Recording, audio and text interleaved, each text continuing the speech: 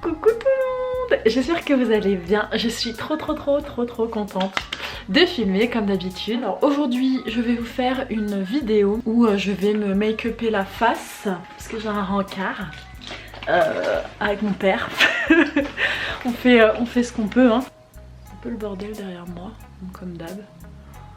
Bref, donc je vais me make-upper la tête et en même temps je vais vous faire un petit update par rapport à la vidéo que je vous ai faite sur mon rapport à l'alimentation, mon rapport à mon corps, les troubles du comportement alimentaire. Suite à la vidéo que j'ai publiée, je crois que ça doit faire 3 semaines maintenant que je l'ai publiée. Ça me paraît pas mal pour vous dire un peu où on en est. C'est parti. Je vais commencer par une petite base illuminatrice. Alors, où est-ce que j'en suis? Je suis heureuse de vous dire que ça va beaucoup mieux et heureusement. Déjà ça va mieux en fait à partir du moment où tu prends conscience de ton problème, de ce qui ne va pas, des choses qui ne vont pas.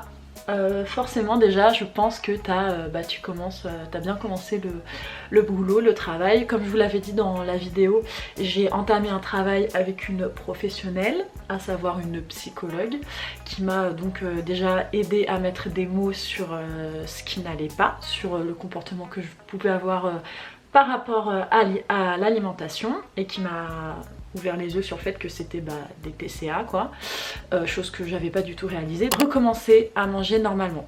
Qu'est-ce que j'entends par manger normalement? J'entends manger selon tout sauf le sport de haut niveau. C'est-à-dire que je me disais pas, quand je mangeais, je me disais pas ouais je m'alimente parce que je dois être performante, je m'alimente parce que mon corps doit ressembler à ça, je m'alimente parce que je dois faire super gaffe. Non, je m'alimentais parce que beaucoup plus selon mes envies et beaucoup plus en m'écoutant. J'ai eu une première phase où en gros j'ai un peu pété les plombs au niveau de la nourriture, c'est-à-dire que dès que j'avais envie de manger quelque chose je le mangeais, dès que j'avais envie de manger un truc sucré je le mangeais, dès que j'avais envie de manger un truc gras je le mangeais.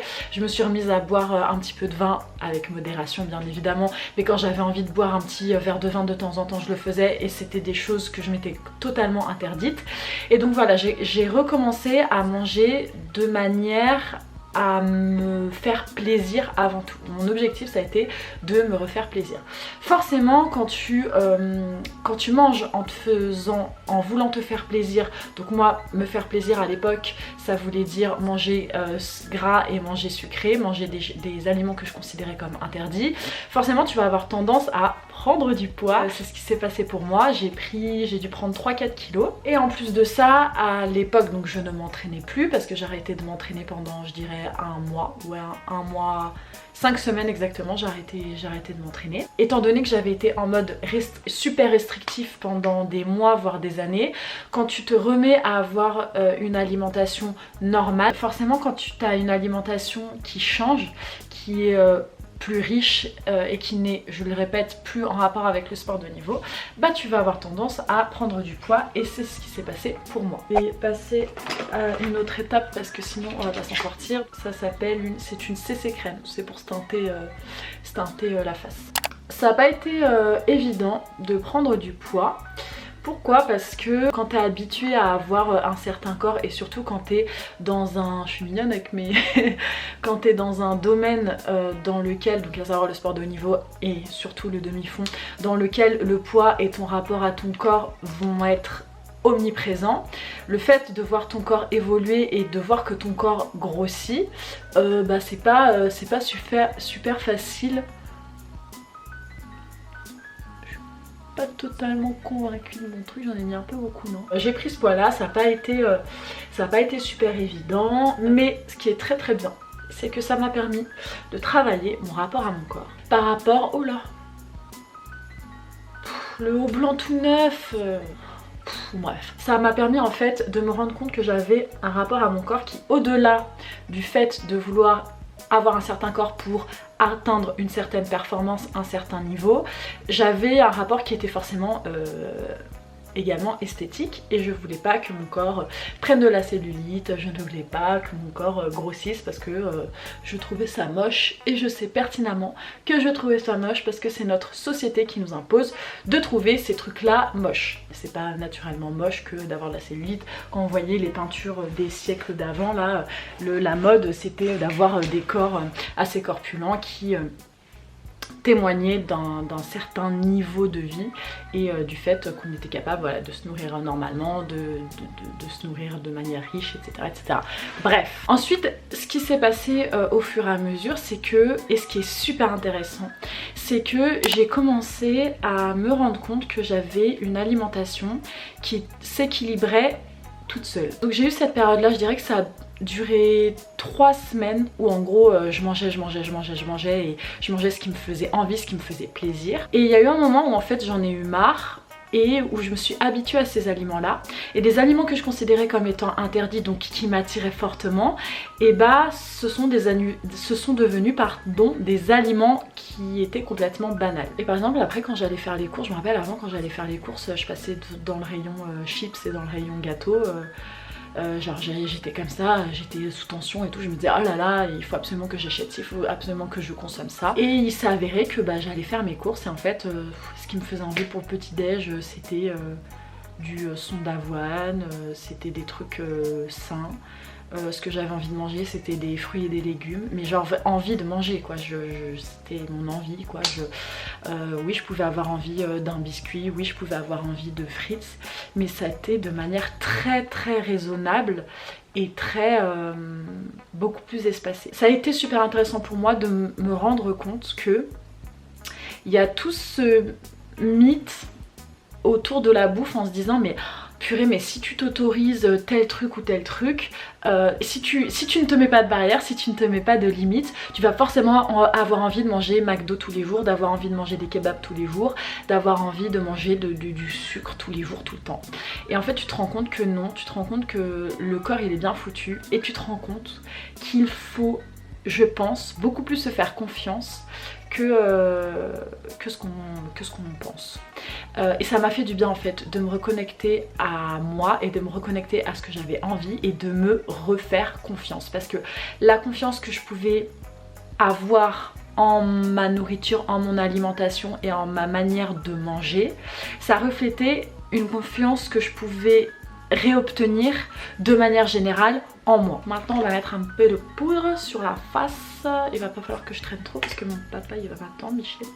Voilà. Donc voilà, donc là en ce moment je suis dans une alimentation somme toute assez... je vais redire le mot normal, ça veut tout rien dire, je suis vraiment désolée, mais dans une alimentation où je me prends plus du tout la tête avec la bouffe. Bien évidemment qu'il y a des fois où je me dis ah est-ce que ça je le mange, ah est-ce que ça je le mange pas. Il y a eu ces 4-5 semaines où j'ai arrêté l'entraînement et donc je me suis remise petit à petit dans cette dynamique du sport de haut niveau. Et étant donné que j'avais pris du poids, d'ailleurs je vous l'avais partagé en story, étant donné que j'avais pris du poids, je m'étais dit bah écoute Emma, maintenant que tu reprends le sport de haut niveau, il va falloir que tu perdes, que tu te remettes dans un truc un peu voilà sérieux machin, donc que tu te remettes des règles et que tu te remettes des limites. Et en fait j'ai essayé de faire ça peut-être 2 jours et après je sentais que mon rapport il était... non, que c'était pas possible que je refonctionne comme ça parce que j'avais de nouveau ce truc qui redevenait un peu obsessionnel à la bouffe, ce rapport très culpabilisant, enfin ça m'allait pas du tout, donc je me suis dit ok on arrête ces trucs là parce que ça ne me convient pas tout simplement. J'ai arrêté et en fait ça va très bien, ça se passe très bien. Au niveau de mon poids, là je sais pas exactement où j'en suis parce que j'essaye d'arrêter de me peser, j'ai une balance là chez ma maman, j'essaye au maximum d'arrêter de me peser pour pas me prendre la tête avec ça, et j'essaye également au maximum là dans les entraînements que je suis en train de refaire de me concentrer sur ce que je vais ressentir, sur mes sensations pendant la course, sur mon évolution, sur mes progrès. Et donc c'est pas toujours évident parce que c'est des automatismes qui ont été présents pendant des années, qui m'ont forgé en tant qu'athlète, parce que c'est des automatismes qu'on retrouve beaucoup dans notre société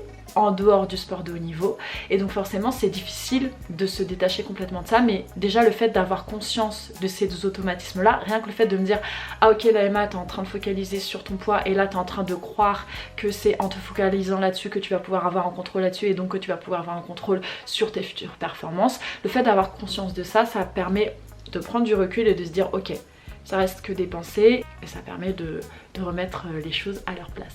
Je suis une gueudin, je vais mettre un peu d'eyeliner. Franchement ça va maintenant, je gère l'eyeliner, mais j'espère que c'est pas parce que je suis filmée que je vais commencer à stresser, faire n'importe quoi MDR. Donc voilà où j'en suis les amis. Donc là je reprends bien l'entraînement. J'ai fait une séance vendredi matin et j'étais grave contente parce que j'ai fait quand même des bons chronos pour une reprise. Je me suis dit ah voilà Emma, comme quoi le poids et tout machin. J'ai reçu des messages me disant ouais mais Emma, le sport de haut niveau on sait très bien qu'on fait pas ça pour notre santé. Ton rapport à ton poids il peut pas être super sain non plus. Alors je suis d'accord et je suis pas d'accord. Je suis d'accord dans le sens où quand je vais m'envoyer des grosses séances lactiques, que je vais me défoncer la gueule sur des séances spécifiques, que je vais faire voilà des 100 km par semaine. Je sais très bien que ça c'est pas bon pour ma santé en tant que tel et que bah mon corps voilà je suis en train de bien lui rentrer dedans, il n'y a aucun problème. Mais c'est ce que je disais dans ma vidéo précédente, c'est qu'il y a des choses pour lesquelles vous allez consentir à ce que vous faites parce que vous savez que vous allez être plus ou moins obligé de passer par là et puis il y a des choses avec lesquelles vous n'êtes pas obligé d'être en accord. Qu'il y ait des personnes pour qui, dans le sport de haut niveau ou pas d'ailleurs, mais pour qui le fait d'avoir une alimentation très contrôlée, s'il y en a pour qui le sport passe par là, il n'y a aucun problème, vraiment chacun fait ce qu'il veut. Moi je pense, c'est ce que moi je crois et c'est ce que mon expérience personnelle m'a montré, que plus tu vas avoir tendance à vouloir contrôler cette partie-là et plus tu vas avoir tendance à développer des troubles du comportement alimentaire qui sont des choses qui sont dangereuses pour votre santé. Donc moi personnellement je ne peux pas retourner là-dedans et je ne serai pas sportive professionnelle si je ne prends pas soin de ma santé, que ce soit physique ou psychologique. Chacun va fixer ses propres limites et va fixer surtout comment il décide de vivre son sport de haut niveau et comment il décide de tout mettre en place pour y arriver. Et moi pour moi, tout mettre en place pour y arriver, c'est ne surtout pas commencer à développer des troubles du comportement alimentaire et à commencer à être malheureuse dans mon sport, parce que je pense que c'est pas comme ça que j'y arriverai. Je vais mettre mon eyeliner. Non, j'ai presque plus de batterie. Pas mal hein? Est-ce que c'est les mêmes? C'est pas du tout les mêmes. Oh là là. Bon, on va dire que ça passe hein. Le pire c'est que mon daron, c'est pas non plus. Le dernier point que je voulais aborder dans cette vidéo, que je vais faire tout en mettant mon mascara parce qu'après il va falloir que j'y aille. Le dernier point que je voulais aborder, c'est par rapport à une vidéo que j'ai vue ce matin. Concernant Tour, une youtubeuse. J'avais un peu pété les plombs en story, bon, vous savez que j'adore péter les plombs en story sur à peu près tout. Sur une nana, une youtubeuse qui avait rien à voir avec l'alimentation, qui avait fait une vidéo sur les 5 erreurs que l'on fait tous dans notre alimentation. Et donc là c'est un peu le même délire, c'est une nana qui, une youtubeuse qui n'a rien à voir pareil avec l'alimentation, mais à la limite elle parle de ce qu'elle veut, mais en fait c'est intéressant parce que c'est genre symptomatique de ce que va véhiculer le système par rapport aux attentes que l'on va avoir concernant le corps des femmes. À savoir, elle parlait du fait qu'elle a commencé le jeûne intermittent. Le jeûne intermittent, c'est aussi une chose que j'ai faite, j'ai appelé ça le jeûne intermittent. C'était en gros le fait de jeûner pendant un certain nombre de temps. Et en gros, moi, je l'ai résumé à je supprime le petit déjeuner. Et je tiens vraiment à faire un gros warning par rapport à ça. Le jeûne intermittent, sous couvert de c'est trop bien pour ta santé, ça te permet d'avoir trop d'énergie pendant toute ta matinée, c'est vraiment trop cool. Quand tu creuses un peu plus, c'est quand même un truc, on te demande de supprimer un de tes repas, même si le jeûne intermittent, quand il est bien fait, tu gardes le même nombre de calories mais que tu disperses de manière différente sur ta journée.